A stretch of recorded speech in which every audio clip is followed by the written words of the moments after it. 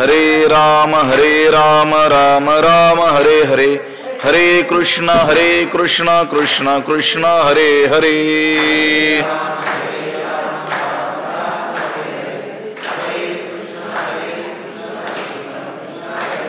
पुंडलीक वरदा हरि विठ्ठल श्री ज्ञानदेव तुकाराम. पंढरीनाथ भगवान की जय. माऊली ज्ञानेश्वर महाराज की जय. जगद्गुरु तुकाराम महाराज की जय. त्यक्त्वा कर्मफलासंगम नित्यतृप्तो निराश्रयः कर्मण्यभिप्रवृत्तोऽपि नैव किंचित् करोति सः. नमामि सद्गुरुं शान्तं सच्चिदानंद विग्रहं पूर्ण ब्रह्म परानंदमीशमालंदि वल्लभम्. त्यक्त्वा कर्मफलासंगम नित्यतृप्तो निराश्रयः कर्मण्यभिप्रवृत्तोऽपि नैव किंचित् करोति सः. ग्रंथराज ज्ञानेश्वरीच्या 4थ्या अध्यायाचा विचार आपण करतो आहोत आणि या 4थ्या अध्यायातील 20व्या क्रमांकाचा हा श्लोक आहे. ह्या श्लोकाचा अन्वय आणि अर्थ एकदा आपण पाहूयात. कर्म फलासंगम त्यक्त्वा नित्यतृप्तः निराश्रयः सः कर्मणि अभिप्रवृत्तः अपि किंचित एव न करोति. कर्मफलासंगम त्यक्त्वा कर्माच्या फळाची आसक्ती टाकून नित्यतृप्त जो सदा काय आहे तृप्त आहे. निराश्रय आश्रय रहित असतो. आश्रय रहित म्हणजे कर्मफलांच्या साधनांचा आश्रय करीत नाही. सहा तो जो आहे लौकिक दृष्टीनं कर्मणी अभिप्रवृत्त कर्मामध्ये प्रवृत्त झालेला असला अपि कर्मामध्ये प्रवृत्त झालेला असला तरी सुद्धा किंचित एव न करोति तो काहीच करीत नाही असं समजावं. जो कर्माच्या फलाशी आसक्ती टाकून नित्य तृप्त आहे आणि निराश्रय आहे तो कर्मात प्रवृत्त होऊनही वस्तुतः काही करीत नाही. कर्मफलासंगम कर्माचा अभिमान कर्मफळाविषयीची आसक्ती त्यक्त्वा सोडून मी हे कर्म करतो आहे हा अभिमान टाकून आणि या कर्माचं हे फळ आहे त्या फळासाठी मी हे कर्म करतो आहे त्या फळाची आसक्ती टाकू. पुन्हा कसा निराश्रय आश्रय रहित कोणत्याही आश्रयावर अवलंबून नसणारा.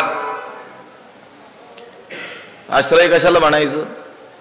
ज्याचा अवलंब करून आपला उद्देश सिद्धीला नेण्याची इच्छा मनुष्य करत असतो त्याला काय म्हणतात? आश्रय म्हणतात. मग आपल्या मनामध्ये जो काही उद्देश आहे तो उद्देश सिद्ध होण्याकरिता ज्याचा अवलंबन मनुष्य करतो त्या सिद्धीपर्यंत जाण्याची इच्छा करतो ज्याच्या भरवशावर त्याला काय म्हणतो? आश्रय म्हणत असतो. हा जो महात्मा आहे त्याला इष्ट अदृष्ट असं कोणतंही फळ इष्ट असलेलं अदृष्ट असलेलं कोणतंही फळ प्राप्तच करायचं नाही आहे. म्हणून तो कसा आहे? निराश्रय आश्रय रहित नित्यतृप्त. पुन्हा कसा आहे तो? नित्यतृप्त आहे.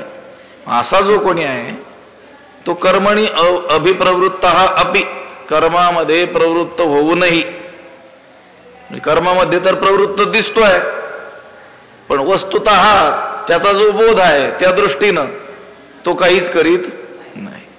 करत असूनही काही करत नाही. आणि अज्ञानी माणूस काही न करता देखील सगळं काय घेतो? आपल्या अंगावर ओढून घेत असतो. त्यक्त्वा कर्म फलासंगम नित्य तृप्तो निराश्रयः कर्मण्यभिप्रवृत्तोपि नैव किंचित करोति सः. जो शरीरी उदासू फळभोगी निराशू नित्यता उल्हासू होऊनी असे. जो शरीरी उदासू, जो शरीराविषयी कसा आहे? उदास आहे, अहम भावरहित आहे. शरीराविषयी त्याचा अहंकार नाही आहे, अहंता नाही आहे, तो उदास आहे. फळभोगी निरासू, फळाच्या उपभोगाविषयी कसा आहे? निरीच्छा आहे. निरासू, आशारहित आहे, इच्छारहित आहे. हे फळ मला प्राप्त व्हावं अशी इच्छाही त्याच्या ठिकाणी नाही आहे. नित्यता उल्हासू होऊनी असे. आणि नित्य, नेहमी, सतत उल्हासू आनंदरूप होऊन राहतो तो महात्मा. नित्य आनंदी राहतो, सतत आनंदी राहतो. शरीराविषयी 3 गोष्टी सांगितल्या. शरीरी उदासू, शरीराविषयी कसा आहे? उदास आहे. फळभोगी निराशू, फळाच्या उपभोगाविषयी निरीच्छा आहे. आणि नित्यता उल्हासू होऊ नये असे अखंड आनंद रूप होऊन राहतो. जो शरीरी उदासू, उदास म्हणजे अनासक्त, देहाविषयी त्याची आसक्ती राहिलेली नाही आहे. हे पहा, अनेक वेळेस अज्ञानी माणसं सुद्धा देहाविषयी उदास झालेले आपल्याला दिसून येतात. पण ते विकाराला वश होऊन कामाधिक्यामुळं, क्रोधामुळं, अतिलोभामुळं, कधी कधी सामान्य अज्ञानी अज्ञ माणसं सुद्धा देहावर उदास झालेले दिसतात. जीव देताना दिसतात की नाही माणसं? मग ते देहावर उदास झाल्याशिवाय देतात का? पण मी सांगितलं त्याप्रमाणे कामाधिक्य, क्रोधाधिक्य, अतिलोभ या कोणत्यातरी विकाराला वश होऊन ते देहावर उदास झालेले आपल्याला दिसतात. परंतु ज्ञानी पुरुष जो शरीरावर जो उदास झालेला आहे, त्याचं शरीरावर असलेलं उदासपण हे विकारानं उत्पन्न झालेलं नाही आहे, ते विचारानं उत्पन्न झालेलं आहे. लक्षात आलं का? त्याने काय केलेलं आहे? विचार. क्षणक्षणा हाची करावा विचार, तरावा या पार भवसिंधू. कोणता विचार? नाशिवंत देह जाणार सकळ आयुष्य खातो काळ. हा विचार की आपल्याला हा देह नित्य वाटतो आहे, सुखरूप वाटतो आहे, पण हा नित्य नाही आहे, सुखरूप नाही आहे. सगळ्या रोगाचं दुःखाचं भांडार कोठार हा देह आहे, असा त्यानं काय केलेला आहे? विचार केलेला आहे. संतांच्या जवळ बसून विचार केलेला आहे. शास्त्राधारे त्यानं काय केलेला आहे? विचार केलेला आहे. आणि त्या विचारानं त्याला शरीराच्या ठाई काय झालेलं आहे? औदासीन्य प्राप्त झालेलं आहे. हे पहा, एखाद्या गोष्टीविषयी मनुष्य जो उदास होतो त्याला 2 गोष्टी साधारणतः कारणीभूत ठरत असतात. एक तर असंबंध ज्ञान, पण त्या गोष्टीशी आपला काही संबंध नाही असं ज्ञान जर असेल तरी देखील माणूस त्या गोष्टीविषयी काय असतो? उदास असतो. आणि दुसरी गोष्ट म्हणजे ती गोष्ट मिथ्या आहे, अनित्य आहे, मिथ्या आहे, असत्य आहे हे जर कळेल, अपरोक्ष कळेल, तरी त्या गोष्टीविषयी काय होतो? मनुष्य उदास होत असतो.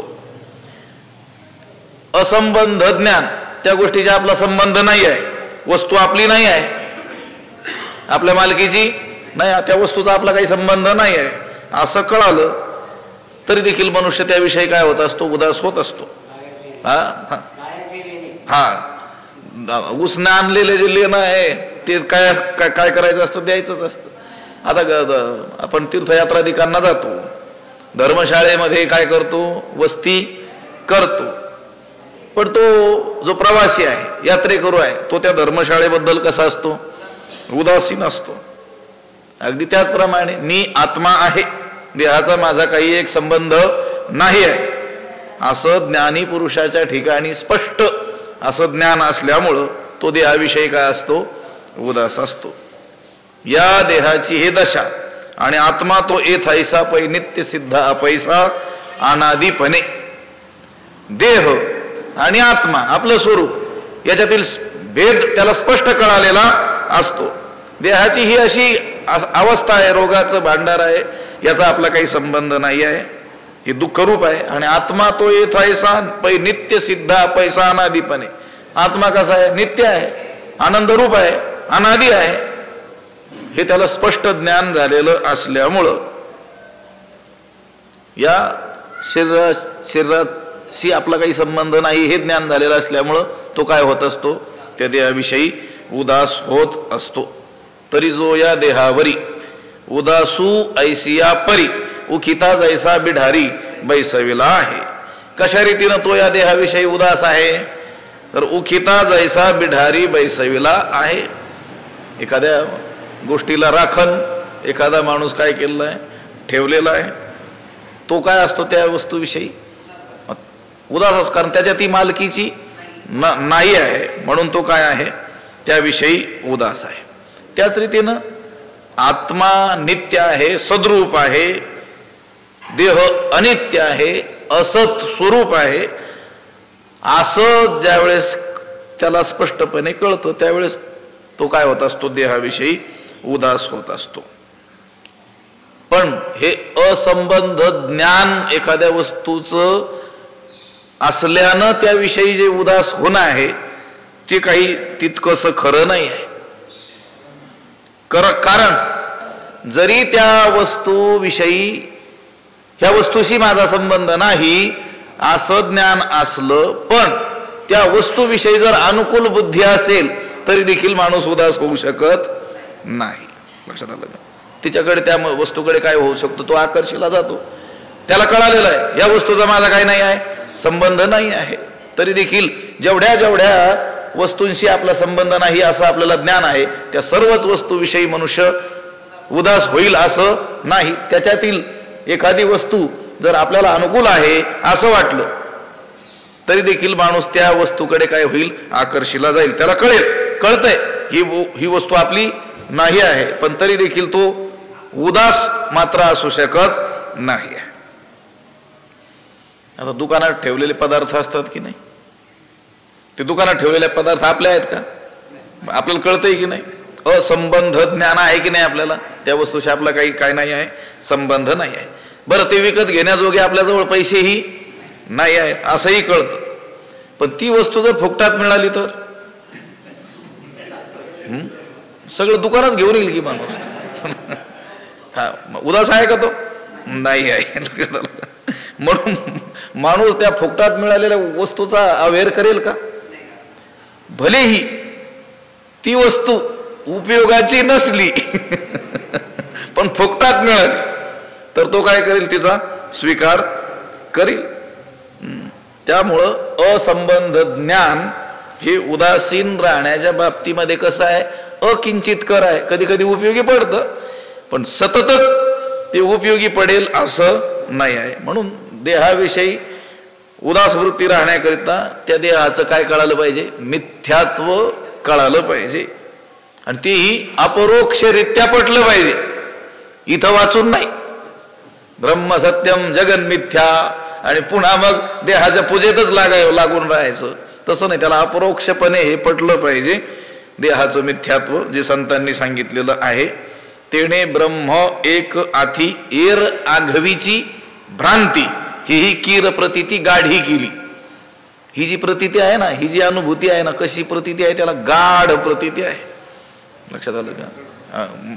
म्हणजे हा दृढ त्याला काय आहे? ही प्रतीती आहे. कोणती? हे परब्रह्म किंवा आत्मा हाच एक सत्य आहे. आणि एर आघवीची भ्रांती, त्या आत्म्याला सोडून जे जे काही आहे अनात्म पदार्थ हे सगळी काय आहे? भ्रांती आहे. म्हणून वस्तू सत्य नाही हे कळालं की मनुष्य त्याविषयी काय होत असतो? उदासीन होत असतो. आता रस्त्यामध्ये पूर्वी ते चांदीचे रुपये असायचे ना, तुमच्या तरुण काळात पाहिलेले असतील तुम्ही. जुने लोक सांगायचे चांदीचं, त्याला काहीतरी ढबू काहीतरी नाव असायचं, ढबू पैसा म्हणे, चांदीचं नाणं असायचं. रस्त्याने चालत असताना ते चांदीच्या नाण्यासारखा पदार्थ आपल्याला दृष्टीला पडला. मनुष्य ते घ्यायला प्रवृत्त झाला, पण त्याला कळालं हे कशाचं आहे, ते कथलाचा कशाचा आहे म्हणून. म्हणजे हा काही खरा नाही, कुडे नाणे, खोटं नाणं आहे हे त्याला कळालं की मग काय करील तो, त्याची उपेक्षा करील ना. जाऊ द्या, या नोटा असतात की नाही मुलांच्या खेळण्याच्या, ती नोट एखादी पडलेली पाहिली रस्त्यामध्ये, 500ची नोट, अरे वा भेटली म्हणून, पण जवळ जाऊन पाहिलं तर तिथं भारतीय रिझर्व्ह बँक नाही, दुसरंच काहीतरी बाल बँक काहीतरी लहान मुलांची, की माणूस काय होईल, त्याच्याविषयी उदास होऊन जाईल. ती खरी उदासीनता आहे. मग हे शरीर हे मिथ्या आहे, मग हे तव पाच मिळावा, शिखी अनुसरेल पंचत्वा, ते वेळी केला के गिवसावा शिणू आपुला.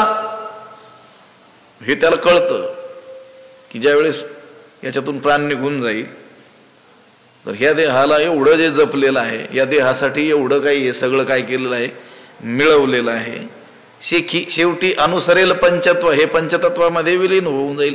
ते वेळी त्यावेळी केला के गिवसावा शिणू आपुला, एवढा शिण ह्या देहासाठी केलेला आहे, तो कुठे सापडायचा हे त्याला काय झालेलं असतं, कळालेलं असतं. म्हणून तो या देहाविषयी काय झालेला आहे, अगोदरच उदास झालेला. भक्त ऐसे जाणा जे देही उदास, गेले आशापाश निवारोणी. भक्तांचं लक्षण करतानाच हे लक्षण केलेलं आहे. भक्त कोण म्हणजे संत कोण, ज्ञानी पुरुष कोण, जो देहाविषयी काय आहे, उदास आहे. खूप काही बोलता येण्यासारखं याच्याविषयी. जो शरीरी, ज्ञानी पुरुषाची लक्षणं चाललेली आहेत ना, जो शरीरी, ज्याचं सगळं शरीराकडे लक्ष आहे, तो मोठा अज्ञानी शिरोमणी, अज्ञानाचा. आजकाल काय दिसतंय, देह पूजेतच जे गुंग आहेत, लक्षात आलं का, इतकी देहासक्ती आहे की ते स्वतः त्या देहपूजेत तर गुंगलेले आहेतच, गुंतलेले, पण इतरांनाही त्यांच्या देहाच्या पूजेत गुंतवून ठेवतात आणि त्यांना ज्ञानी म्हणतात लोक. काही गोष्टी स्पष्ट नाही बोलता येत आम्हाला, हे रेकॉर्डिंग नसतं तर मग. अहो हे देहादिक आहेत ना, हे त्या महात्म्याला गुंतवून ठेवू नाही शकत. तरी देहादिक हे संसारे सर्वही मांडिले जे गुंफिरे, तेथ नातुडे तो वागुरे वारा जायसा. ओ त्या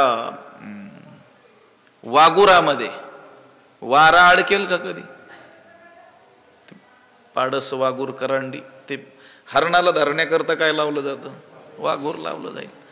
ते ससे धरता येतील, हरणं धरता येतील, आणखी काही प्राणी त्याच्यात अडकवता येतील, वाऱ्याला अडकवता येईल का.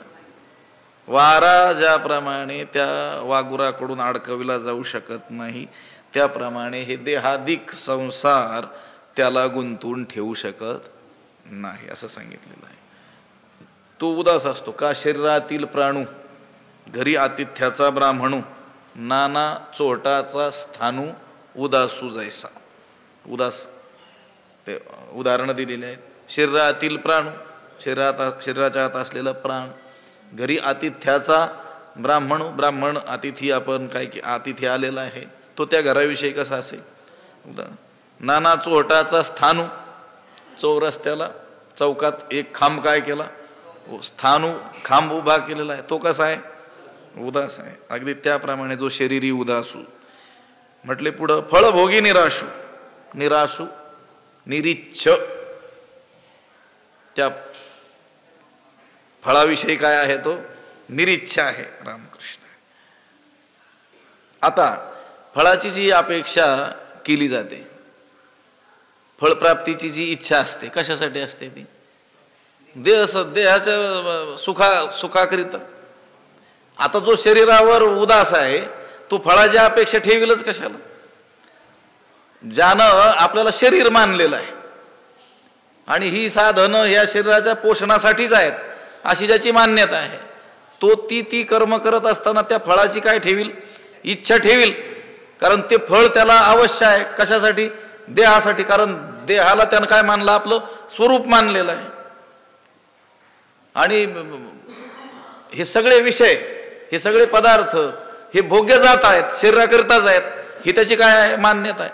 पण ज्याला मी शरीर नाही हा दृढ बोध झालेला आहे, त्या शरीराविषयी जो उदास आहे, तो त्या फळभोगाविषयी आशा कशी बाळगेल, फलाशा त्याच्या, फलेच्छा त्याच्या मनामध्ये कशी काय असू शकेल. आता फळभोग प्राप्त होण्याची साधनं आणि फळांचा भोग या दोन्ही विषयी काय असतो तो उदास असतो, कारण तो मुळात देहाविषयीच काय झालेला आहे, उदास झालेला आहे. त्या कर्मबंध सांगताना काय म्हटलं, तैसा कर्तृत्वाचा मधु आणि कर्मफळाचा आस्वादू, या दोहीचे नाव बंधू कर्माचा की. मग त्याच्या ठिकाणी कर्तृत्वाचा मदही नाही आहे आणि कर्मफळाचा आस्वाद म्हणजे फलेच्छाही त्याच्या ठिकाणी नाही आहे.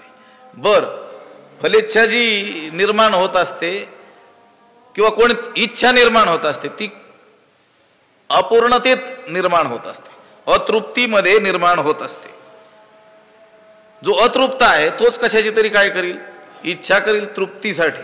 पण जो तृप्त झालेला आहे, आता उदाहरणार्थ जो काय झालेला आहे, ज्यानं पूर्ण काय केलेलं आहे, जेवण आता जेवलेला आहे, तो जसा अन्नाविषयी काय आहे, उदास आहे. आता त्याच्या पोटामध्ये काय नाही आहे, भूकच नाही आहे, तर मग तो अन्नाची इच्छा कशाला करील. अन्नाची इच्छा कोण करील, ज्याच्या पोटामध्ये काय आहे, भूक आहे. सांगे कुमुद दळाचे नि ताटे, जो जेवेला चंद्रकिरणे चोखटे, तो चकोरू काही वाळवंटे चुंबितो असे. तैसे आत्मसुख उपाईले, जयासी आपण पाची फावले, तया विषय सहज सांडवले म्हणो काही. आता कुमुद दळाच्या ताटामध्ये जो चांगले शुद्ध चंद्रकिरणांचं भोजन ज्यानं केलेलं आहे, तो चकोर वाळवंटे वाळूचे खडे काही सेवन करील का. ज्ञानोबारायने उदाहरण दिलं. त्या तैसे आत्मसुख उपायले, जयासी आपण पाची पावले, त्याप्रमाणे आत्मसुखानं जो काय झालेला आहे, सुखी सुखरूपच होऊन गेलेला आहे, तया विषय सहज सांडवले म्हणो काही. त्याने विषयांचा त्याग केला किंवा तो विषय सेवन करत नाही, हे म्हणण्याचंही काही कारण नाही आहे. या विषयांची इच्छा कोण ठेवील, जो अतृप्त आहे. तयासीची विषय हे गोमटे आवडती, सुरुवात काय ते, जैसे आपण पे नाही दिठे, जया सुसुखाचे सदा खराटे, तयासीची त्यालाच विषय हे गोमटे आवडतील, त्यालाच हे विषय काय होतात, आवडतात किंवा त्या विषयांची काय करतो तो इच्छा करत असतो. पण जो ज्याचा देहबोध निघून गेलेला आहे, आत्मबुद्धी ज्याची झालेली आहे, त्याला फळाविषयी इच्छा राहत नाही. नित्यता उल्हासू होऊ नये असे आणि नेहमी तृप्त प्रसन्न होऊन तो राहत असतो. आता आपण देखील कधी कधी तृप्त झाल्यासारखे वाटतं, तृप्त होत नाही, तसा आपल्याला काय होत असतो, भास होत असतो. कधी अनुकूल असा काही विषय आपल्याला प्राप्त झाला, आपण इच्छिलेला अनुकूल विषय काही प्राप्त झाला, त्या विषयांचा भोग घडला की काय होतं, तृप्त झाल्यासारखं वाटतं, मात्र तृप्त काही होत नाही. आपण कधीतरी साहित्यामध्ये सांगितलेलं आहे ना, अतृप्ता हा मानवा हा सर्वे याता या सेंतियांतीच धनेषु जीवितव्येषु स्त्रीषु भोजनवृत्तीषु. अतृप्ता हा मानवा हा सर्वे याता या सेंतियांतीच, जेवढे काही लोक होऊन गेलेले आहेत या जगामध्ये ते सुद्धा अतृप्तच गेलेले आहेत. आत्ता जे काही आहेत ते सुद्धा काय आहेत, अतृप्तच आहेत. आणि पुढे होणारे लोक सुद्धा अतृप्तच राहतील. कशाच्या बाबतीत, या चार गोष्टींच्या बाबतीत, धनेषु धनाच्या बाबतीत, जीवितव्येषु जीवित आयुष्याच्या बाबतीत, स्त्रीषु म्हणजे भोग्य वस्तूंच्या बाबतीमध्ये, आणि भोजनवृत्तीषु आणि जेवणाचे पदार्थ. आता किती धन प्राप्त झालं तरी काय कोणी तृप्त होईल का, होणार नाही. अधिकच त्याची काय वाढेल, भूक आणखीच वाढेल. यत पृथिव्याम व्रीहियवम हिरण्यम पशव स्त्रिया नालमेकस्य तत्सर्वम इति मत्वा शमम व्रजेत. या पृथ्वीवर जेवढं काही धनधान्य आहे, सोनं नाणं आहे, पशु आहेत, भोग्य पदार्थ आहेत, ते सगळे एकाला जरी दिले तरी त्याला ते पुरेसे पडणार. इति मत्वा शमम व्रजेत, हे असं जाणून काय व्हावं, त्याच्याविषयी माणसानं विरक्त व्हावं. थोडा बदलून श्लोक अनेक ठिकाणी हा आलेला आहे, त्याचं शेवटचं पाद आहे तो बदलून बऱ्याच ठिकाणी आलेला आहे. सगळं हे धनाच्या बाबतीमध्ये, धनेषु जीवितव्येषु, आयुष्य कितीही जगलं तरी मनुष्य माणसाला आणखी जगावं. कशासाठी जगायचं हे काही माहिती नाही, पण जगावं मात्र वाटतं. ती गमतीनं कोणी विनोद करतात लोक, पण बुद्धिवान असतात. त्यांनी सांगितलं, एक जण सांगत होता दुसऱ्याला, काय करा, आसन प्राणायाम व्यायाम करा. म्हटले काय होईल? ते म्हणे आयुष्य वाढेल. म्हटलं वाढलेल्या आयुष्यात काय करायचं? ते म्हटले प्राणायाम करायचा. प्राणायामाने आयुष्य वाढेल. वाढलेल्या आयुष्यात काय करायचं? प्राणायाम. जगून काय करायचं माहिती नाही, पण जगावं मात्र सगळ्यांना वाटतं. 100 पार केली तरी देखील अजून जगावं वाटतं. तृप्त नाही हे सांगायचंय मला. धनाच्या बाबतीत, आयुष्याच्या बाबतीत, धनेषु जीवित स्त्रीषु, इथं उपलक्षण म्हणून समस्त भोग्य पदार्थ जगातले, त्याच्या बाबतीतही मनुष्य समाधानी नाही, तृप्त नाही. आणि भोजन वृत्तीषु, जन्मापासून आत्तापर्यंत, म्हणजे जन्मापासून म्हणण्यापेक्षा जेव्हापासून आपण अन्न सेवन करायला लागलो तेव्हापासून आत्ताचं जेवण जे केलं असेल आपण दुपारी, तिथपर्यंत जेवढं काही अन्न आपण सेवन केलं असेल, कितीतरी टन भर अन्न सेवन केलं असेल, पण तृप्त झालाय का मनुष्य? नाही. काल आपण कीर्तनात काय ऐकलं हा विषय स्मरणात राहत नाही, पण वर्षभरापूर्वी या ठिकाणी कढी चांगली झाली होती हे लक्षात राहतं माणसं. आळंदीला गेल्यानंतर ज्ञानोबारायांचं दर्शन केल्यानं किती आनंद आपल्याला प्राप्त झाला होता, गुरुजन भेटले होते, असं काही नाही. ते म्हटले नाही, गेल्या वर्षी इथं ह्या सप्ताहाला आलतो त्यावेळेस हा पदार्थ खूप छान झाला होता. तृप्तीच नाही आहे. अतृप्ता हा मानवा, हा सर्वे मानव, सगळे माणसं या बाबतीत काय आहेत? अतृप्तच आहेत. कारण त्या पदार्थात काय नाही आहे? तृप्ती देण्याचं काय नाही आहे? सामर्थ्यच नाही आहे. ते आपल्याला तृप्त कसं काय करू शकतील? हा जो महात्मा आहे, नित्यता उल्हास होऊन असे अखंड आनंद रूप होऊन राहत होतो, तो काय आहे? तृप्त आहे. काय कृतकृत्य झालो, इच्छा केली ते पावलो. मी काय झालो? धन्योहम. त्या पंचदशीत बरेचसे श्लोक आलेले आहेत. मी काय झालो आहे? तृप्त झालेलो आहे. कर्तव्यम मे न विद्यते किंचित, प्राप्तव्यम सर्वम अद्य संपन्नम. जे काही प्राप्तव्य मिळवण्यासारखं आहे, जे मिळवलंच पाहिजे असं जे काही आहे ते मी मिळवलेलं आहे. मला आता काय करण्याची आवश्यकता, काम नाही झालो पाहिजे रिकामा. तो तृप्त झालेला आहे, आनंद रूप तो होऊन आहे. नित्यता उल्हासू होऊनी असे सतत तेने सदा चित्ता सतत समाधान. आणि ते खरं समाधान. आपला विषय मी म्हटलो होतो, आपण समाधानी असल्यासारखे फक्त दिसतो, समाधान नसतं. क्षणिक जे आहे ना ते सुद्धा खरं समाधान नाही. आम्ही म्हणत असतो कधी कधी, लोक म्हणतात त्या विषयामध्ये क्षणिक सुख आहे, पण ते खरं असतं तर ते क्षणिक असतं तरी चाललं असतं. तर ते खरं नाही आहे, तोही काय आहे? आभास आहे. किंवा ते आभासात्मक असतं आणि नित्य असतं तरी चाललं असतं. की हे सुख जे आहे हे खरं नाही आहे, हे आभासात्मक आहे. पण ते कसं असलं पाहिजे होतं? स्वप्नासारखं. स्वप्न पडतं की नाही? ते काय खरं असतं का? पण मग ते सतत आहे का? नाही. तेवढ्या क्षणापुरतं काय होतं? पडून जातं. आपण केवळ तृप्त असल्यासारखे केवळ वाटतो, तेही काही काळापुरते. हा महात्मा मात्र खरा समाधानी आहे आणि सतत अखंड. जो संतोषाचा गाभारा, आत्मबोधाच्या ओगरा, पुरे न म्हणेची धनुर्धरा आरोगिता. धनुर्धरा जो संतोषाचा गाभारा आरोगिता, आत्मबोधाच्या ओगरा पुरे न म्हणेची. धनुर्धरा, हे अर्जुना, जो संतोषाच्या गाभाऱ्यामध्ये आरोगिता जेवत असताना आत्मबोधाच्या ओगरा पुरे न म्हणेची. आत्मबोधरूपी अन्नाला, ते अन्न वाढलं जात असताना पुरे म्हणतच नाही. गाभारा, जो संतोषाचा गाभारा, माझ घर, अंतर्भाग घराचा, आतला काय भाग, जो संतोषाचा गाभारा, जो त्या संतोषाच्या गाभाऱ्यामध्ये जेवत असताना आत्मबोधाच्या ओगरा म्हणजे वाढलेलं ते जे अन्न आहे, आत्मबोधाचं जे सेवन आहे ते करत असताना, ते वाढलं जात असताना पुरे न म्हणेची, पुरे म्हणतच नाही आहे. बर, त्या आत्म्याचा आनंद म्हणजे आनंदरूप आत्माच आहे, पण तो आनंद सेवन करण्याकरिता मन स्थिर असावं लागतं, ते संतुष्ट असावं लागतं, प्रसन्न असावं लागतं, पुन्हा काय असावं लागतं? एकांत देखील असावा लागतो. हा जो ज्याचं वर्णन चाललेलं आहे, हा आत्मज्ञानी पुरुष त्या आत्मसंतोषाच्या माझघरामध्ये, जयाच्या आत्मसंतोषी मन राहे असं म्हणतात, आत्मबोधाचे वारंवार काय करतो, ग्रास घेत असतो. आणि हे जेवण चालू असताना तो पुरे म्हणतच नाही.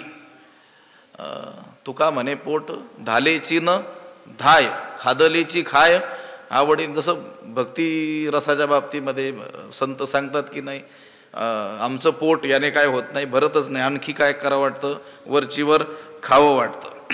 ब्रह्मी ब्रह्मरस शिवू सदा. तुका म्हणे आम्हा एकांताचा वास, ब्रह्मी ब्रह्मरस शिवू सदा. हा जो संतोषाचा गाभारा, आत्मबोधाची या ओगरा, पुरे न म्हणेची धनुर्धरा आरोगिता. म्हणजे हे जे आत्मसुख आहे ते आत्मसुख, त्या आत्मसुख घेत असताना पुरे न म्हणेची म्हणजे त्याची तृप्ती होत नाही. तृप्ती होत नाही म्हणजे त्याच्यातच तो अखंड राहू इच्छितो.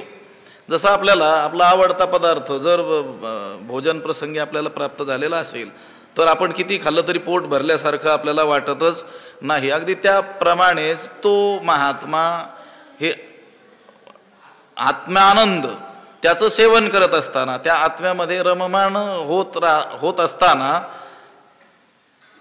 त्याला त्यातून बाहेर यावंसं वाटत नाही. तो त्याच्यातच रममाण होऊ इच्छितो. पुरे न म्हणेची धनुर्धरा आरोगिता. जो संतोषाचा गाभारा, आत्मबोधाची ओगरा, पुरे न म्हणेची धनुर्धरा आरोगिता.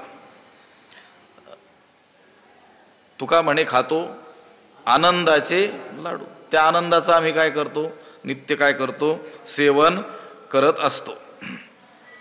देशे काळे वेदानुवादा, ज्या सुखाची न करवे मर्यादा, त्या सुखाची सुखसंपदा मदभक्त सदा भोगिती. भगवंत म्हणतात ती सुखसंपदा माझे भक्त सतत काय करतात, भोगतात. म्हणजे सतत त्याच्यातच काय होतात, रममाण होऊन राहतात. जो ज्या महात्म्याचं वर्णन चाललं, जो संतोषाचा गाभारा, आत्मबोधाची ओगरा, पुरे न म्हणेची धनुर्धरा आरोगिता. आता हे जे भोग्य विषय असतात ते सेवन केले की तो विषय देखील काय होतो, संपतो. त्याला काही मर्यादा आहे की नाही. जरी किती आवडता असा पदार्थ असला, किती खावाच वाटत असला तरी देखील काही काय आहे, मर्यादा आहे. तिथं काय करावं लागतं, थांबावं लागतं. ते सामर्थ्य माणसाचं, ते सेवन करण्याचं सामर्थ्य, शक्ती ती काय होते, संपते. आता भोग्य विषय हा सेवन केल्यानंतर काय होतो, संपतो. कारण भोगणारा जो आहे तो त्या भोग्य वस्तूहून काय आहे, वेगळा आहे. पण या ठिकाणी जो आत्मबोध म्हणजे आत्मज्ञान, त्या आत्मज्ञानाचा, त्या आत्मबोधाचा अनुभव घ्यायला गेला असताना तो अनुभवणारा जो आहे तो त्या आत्मस्वरूपाहून वेगळा राहत नाही आहे. तो आत्मस्वरूपच होतो, त्या ज्ञानस्वरूपच तो होऊन जातो. त्या ठिकाणी आता ज्ञाता, ज्ञेय, ज्ञान, द्रष्टा, दृश्य, दर्शन, भोक्ता, भोग्य, भोग ही त्रिपुटीच राहत नाही. म्हणून आत्मज्ञान, अनुभव ज्ञान म्हणजे भोग ज्ञान ते काही कमी होत नाही. बरं, त्या आत्मबोधाचा, त्या आत्मज्ञानाचा काही येत नाही, विटही माणसाला येत नाही. किती दिव्य विषय असले तरी देखील पुन्हा पुन्हा ते विषय उपभोगल्यानंतर कधीतरी काय येऊ शकतो, चित्ताला वीट येऊ शकतो. किंवा त्याच्याहून आणखी काही श्रेष्ठतर विषय जर आपल्याला दिसतील, त्यांचं ज्ञान होईल, तर या पूर्वी श्रेष्ठ मानलेल्या विषयांचा काय येऊ शकतो, वीट येऊ शकतो. ते कमी वाटू शकतात. पण आत्मज्ञानाच्या बाबतीत असं होत नाही. हा अमर्याद निर्विषय असा जो आत्मानंद, त्याचा वीट कसा काय येईल. म्हणून तृप्ती भुकेली काय करू माये, जीवनी जीवन कैसे ताने जत आहे, ज्ञानोबराय म्हणतात. पण जो संतोषाचा गाभारा, आत्मबोधाच्या ओगरा, पुरे न म्हणेची धनुर्धरा आरोगिता. जो त्या संतोषाच्या गाभाऱ्यामध्ये आत्मज्ञानाची पक्वान्न सेवन करत असताना पुरे असं कधीही म्हणत नाही. पुंडलिक वरदा हरिविठ्ठल श्री ज्ञानदेव तुकाराम पंढरीनाथ भगवान की जय. माऊली ज्ञानेश्वर महाराज की जय. विठ्ठल विठ्ठल विठ्ठल विठ्ठल. पुंडलिक वरदा हरी विठ्ठल श्री ज्ञानदेव तुकाराम पंढरीनाथ भगवान की जय. माऊली ज्ञानेश्वर. आता विश्वात्मके देवी येणे वाग्यज्ञे तोषावे तोषोनी मज द्यावे पसाय दान हे जे खळांची व्यंकटी सांडो तया सत्कर्मी रती वाढो भूता परस्परे पडो मैत्र जीवांचे दुरितांचे तिमिर जावो विश्व स्वधर्म सूर्ये पाहो जो जे वांछील तो तेला हो प्राणी जात वर्षत सकळ मंगळी ईश्वर निष्ठांची मांदियाळी अनवरत भूमंडळी भेटो तया भूता चला कल्पतरूंचे आरव चेतना चिंतामणीचे गाव पियुषांचे चंद्रमेजे अलांछन मार्तंड जे तापहीन ते सर्वाही सदा सज्जन सोयरे होतू किंबहुना सर्व सुखी पूर्ण होवणी तिही लोकी भजिजो आदि पुरुषावेजी एथ म्हणे श्री विश्वेश्वरावो हा होईल दान पसावो येणे वरे ज्ञानदेवो सुखिया झाला येणे वरे ज्ञानदेवो सुखी. पंढरीनाथ भगवान की जय. माऊली ज्ञानेश्वर महाराज जगद्गुरु तुकाराम महाराज शांती ब्रह्म एकनाथ महाराज सद्गुरु वंशी महाराज सद्गुरु जोग महाराज की जय.